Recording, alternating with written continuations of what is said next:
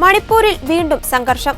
അക്രമത്തിൽ 3 പേർ കൊല്ലപ്പെട്ടതായി ദേശീയ മാധ്യമങ്ങൾ റിപ്പോർട്ട് ചെയ്തു. ഗിരിബാം ജില്ലയിലാണ് സംഭവം. കഴിഞ്ഞ ദിവസം ബിഷ്ണുപൂരിൽ റോക്കറ്റ് ആക്രമണത്തിൽ വയോധികൻ കൊല്ലപ്പെടുകയും 5 പേർക്ക് പരിക്കേൽക്കുകയും ചെയ്തതിന് പിന്നാലെയാണ് വീണ്ടും അനിഷ്ട സംഭവങ്ങൾ റിപ്പോർട്ട് ചെയ്തിരിക്കുന്നത്. കലാപകാരികൾ ഗ്രാമത്തിൽ പ്രവേശിച്ച് ഒരാളെ കൊലപ്പെടുത്തിയതിനു പിന്നാലെയാണ് സംഘർഷാവസ്ഥ ഉടലെടുത്തതെന്നും മരണസംഖ്യ ഇനിയും ഉയരുമെന്നും സുരക്ഷാസേന ഉദ്യോഗസ്ഥനെ ഉദ്ധരിച്ച് ദേശീയ മാധ്യമങ്ങൾ റിപ്പോർട്ട് ചെയ്തു. വംശീയ സംഘടനത്തിന്റെ ഭാഗമായിരുന്നു കൊലപാതകം. പ്രദേശത്ത് വെടിവെപ്പ് തുടരുകയാണെന്നും കുക്കി മേതി വിഭാഗങ്ങളിൽ നിന്നുള്ളവരാണ് കൊല്ലപ്പെട്ടതെന്നുമാണ് വിവരം. കഴിഞ്ഞ 1.5 വർഷമായി സംസ്ഥാനത്ത് വംശീയ സംഘർഷങ്ങൾ പതിവാണ്.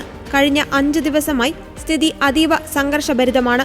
വെള്ളിയാഴ്ച ബിഷ്ണുപൂരിൽ വയോധികൻ കൊല്ലപ്പെട്ടതിന് പിന്നാലെ ജനക്കൂട്ടം മണിപ്പൂർ റൈഫിൾസിന്റെ ആസ്ഥാനത്തുനിന്ന് ആയുധങ്ങൾ കൊള്ളയടിക്കാൻ ശ്രമിക്കുകയും സുരക്ഷാസേന ശ്രമം പരാജയപ്പെടുത്തുകയും ചെയ്തിരുന്നു. സായുധ സംഘങ്ങൾ സ്ഫോടക വസ്തുക്കൾ നിറച്ച് ഡ്രോണുകൾ ഉപയോഗിച്ചതായും റിപ്പോർട്ടുകളുണ്ട്. ഉയരത്തിൽ പറത്തി ബോംബുകൾ വർഷിക്കാൻ കഴിയുന്ന അത്യാധുനിക ഡ്രോണുകളാണ് ഇവരുടെ പക്കലുള്ളത്. ഡ്രോൺ ഉപയോഗിച്ച് ബോംബ് വർഷിച്ചുകൊണ്ടുള്ള ആക്രമണത്തിൽ സെപ്റ്റംബർ 1 ഒരാൾ കൊല്ലപ്പെട്ടിരുന്നു. സെപ്റ്റംബർ 1 മെയ്തേയ് ഗ്രാമങ്ങളിലുണ്ടായ കുക്കി സംഘത്തിന്റെ ആക്രമണത്തിൽ ഒരു സ്ത്രീ ഉൾപ്പെടെ 2 പേർ കൊല്ലപ്പെട്ടിരുന്നു. 2 പേർക്ക് പരിക്കേറ്റിട്ടുണ്ട്. വെസ്റ്റ് ഇൻഫാൽ ജില്ലയിലെ ഗ്രാമങ്ങളിലാണ് വെടിവെപ്പും ബോംബ് സ്ഫോടനവും ഉണ്ടായത്.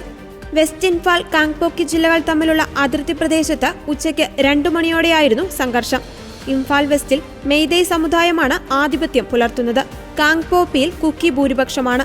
സംഘർഷത്തിന്റെ പശ്ചാത്തലത്തിൽ മണിപ്പൂരിലും അതീവ ജാഗ്രതാ നിർദ്ദേശം നൽകിയിരിക്കുകയാണ്. സംഘർഷബാധിത പ്രദേശങ്ങളിൽ കരസേന വ്യോമ നിരീക്ഷണം നടത്തുകയാണ്.